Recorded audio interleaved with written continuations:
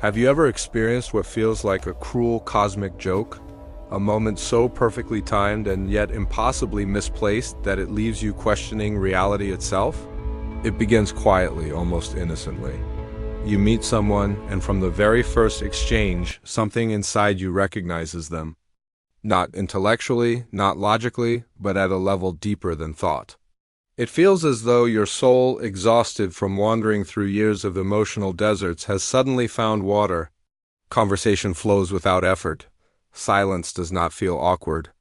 It feels intimate. For the first time in a long while, you are not performing.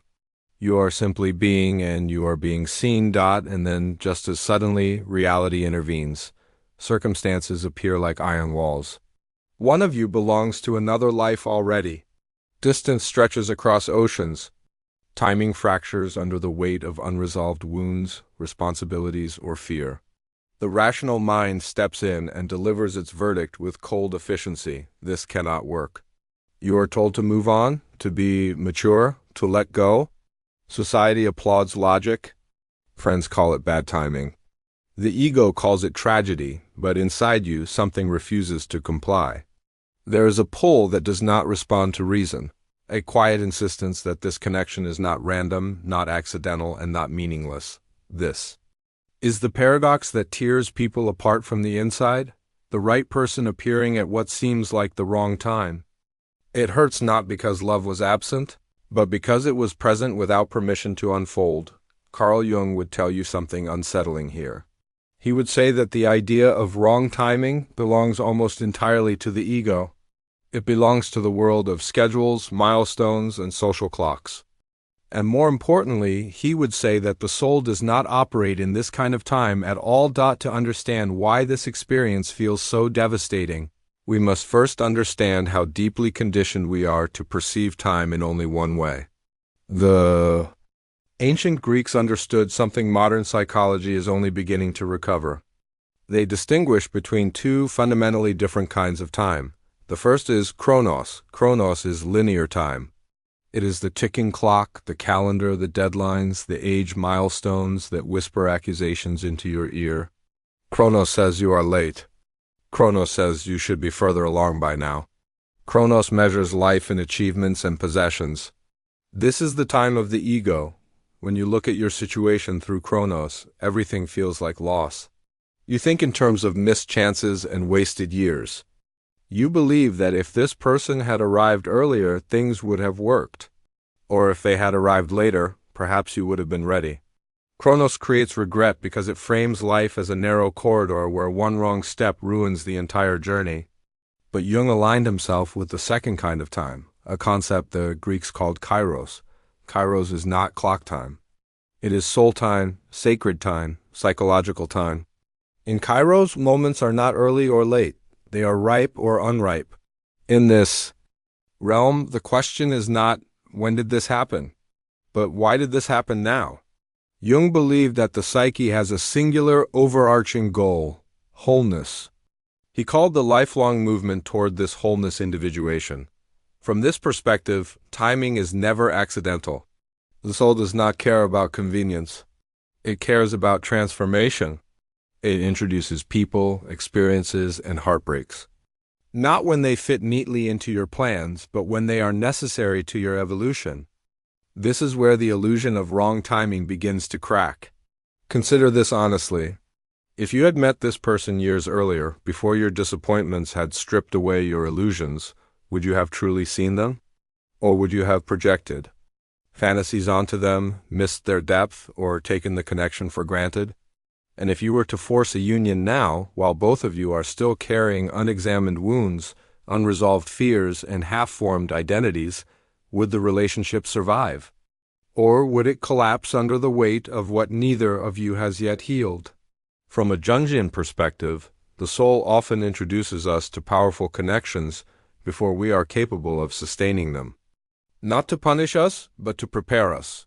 This separation is not a mistake. It is a protective distance. It is an incubation period during which the psyche expands the inner container so that it can one day hold a love of this magnitude without shattering. What feels like loss is often delay in service of depth. What feels like denial is often preservation. The soul would rather withhold fulfillment than allow you to destroy something sacred prematurely. This is why such connections hurt in a very specific way. They do not feel like ordinary rejection. They feel unfinished, they linger, they return in dreams. They surface in moments of stillness. This persistence is not obsession. It is meaning asking to be understood. Jung warned that when something refuses to leave the psyche, it is because it carries a task, a demand, a message that has not yet been integrated. The pain you feel is not proof that something went wrong. It is evidence that something significant has been set in motion. Before we can understand what that task is, we must accept a difficult truth. Not every soul connection enters your life to stay. Some enter to dismantle you. Some arrive not as partners, but as mirrors, catalysts, and initiators into deeper layers of yourself that you would never have explored otherwise. The universe does not always send love to make you comfortable.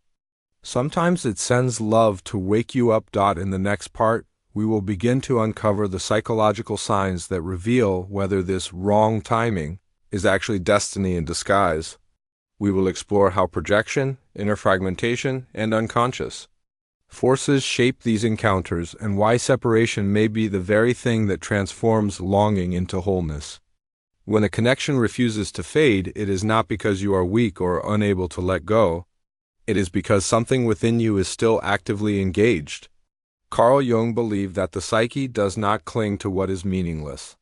What persists carries psychological energy, and psychological energy always seeks transformation. This is why the idea of moving on through force rarely works in these situations. The psyche is not interested in obedience. It is interested in completion. The first sign that this separation is serving a deeper purpose is what Jung called the mirror of projection. When you meet someone who feels impossibly significant, it is often because they carry qualities that your unconscious recognizes as essential but underdeveloped within yourself. You are not just attracted to who they are. You are responding to who you are becoming. This person represents a living image of your unrealized potential, what Jung referred to as the golden shadow. Their confidence, sensitivity, creativity, or emotional depth mirrors something dormant in you that has been waiting for permission to exist. The intensity of longing is not meant to bind you to them. It is meant to redirect your attention inward. The separation forces you to reclaim what you have projected. Until you do, closeness would only create dependency rather than love. The second sign is the necessary destruction that follows the encounter. True soul connections rarely arrive gently. They arrive like earthquakes. Before this person entered your life, you may have been functioning, even succeeding, but not living authentically. You were aligned with expectation rather than truth. When they appeared, the life you once tolerated suddenly felt hollow. Your job lost meaning, your routines felt mechanical. Your relationships felt superficial. Jung understood this collapse as essential. It signals the beginning of what mystics call the dark night of the soul. This is not depression without cause. It is the death of an outdated identity. If the timing were right, in an egoic sense, you might escape this necessary dismantling by attaching to the other person. Separation prevents bypassing. It forces you to confront the emptiness directly so that a more authentic structure can emerge. The third sign lies in the overwhelming, irrational nature of the attraction itself. Jung explained this through the archetypes of the Anima and Animus. Every person carries an inner image of the opposite psychological principle. For a man, this is the Anima. For a woman, the Animus. Most of the time, these figures remain unconscious, shaping attraction invisibly. But occasionally, someone appears in the outer world who matches this inner image with uncanny precision. When that happens, the attraction feels timeless, magnetic, and unavoidable. It feels like recognition rather than desire. The danger here is confusion. The psyche does not bring this person to complete you externally. It brings them to activate an internal integration. The distance exists so that you are compelled to embody these qualities yourself. Until the Anima or Animus is integrated inwardly, external union remains unstable. The fourth sign manifests as synchronicity. Just when you decide to let go, life begins to whisper their name back to you through symbols. Songs, numbers, dreams, chance encounters, and improbable reminders begin to appear. Jung defined synchronicity as meaningful coincidence without causal connection. These events are not messages to pursue or to wait. They are confirmations that the connection exists beyond linear time. While Chronos separates you physically, Kairos maintains the bond psychologically. Synchronicities serve as anchors.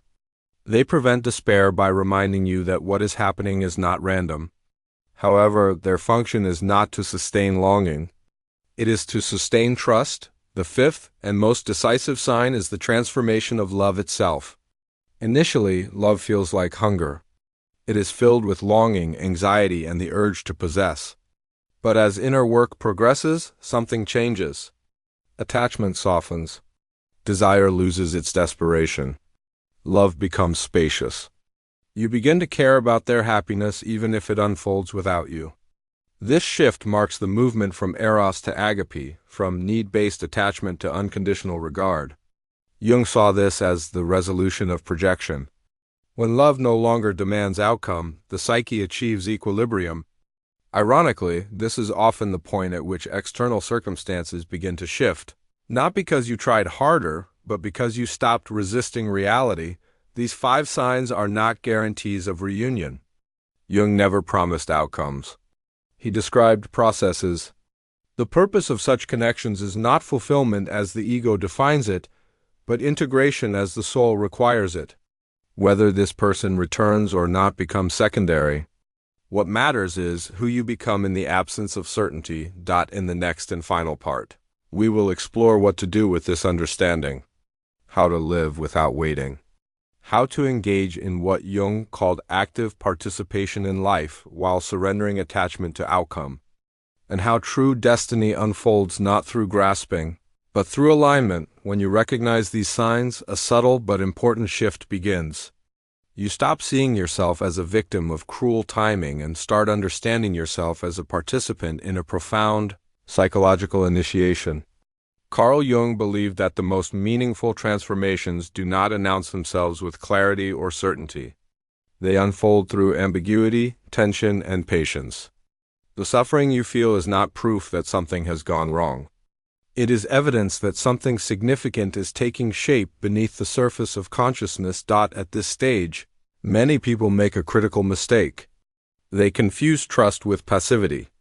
They assume that believing in destiny means waiting, watching, and withholding life until circumstances change. Jung warned against this. He did not advocate withdrawal from life. He advocated conscious engagement without attachment. He called this stance active waiting. Active waiting means you do not chase the future, but you also do not freeze yourself in longing for it. You continue to live, create, build, and relate fully in the present moment, even while the deeper process unfolds invisibly. This is the phase where your responsibility shifts inward. The question is no longer whether this person will return, but whether you are becoming whole in their absence. Individuation does not happen through obsession. It happens through integration. This is the time to examine the parts of yourself that were awakened by this connection and begin to embody them consciously. If they represented courage, you cultivate courage. If they reflected emotional honesty, you practice it. If they awakened creativity, you give it form. The psyche does not want imitation. It wants realization. Jung emphasized that destiny does not reward waiting.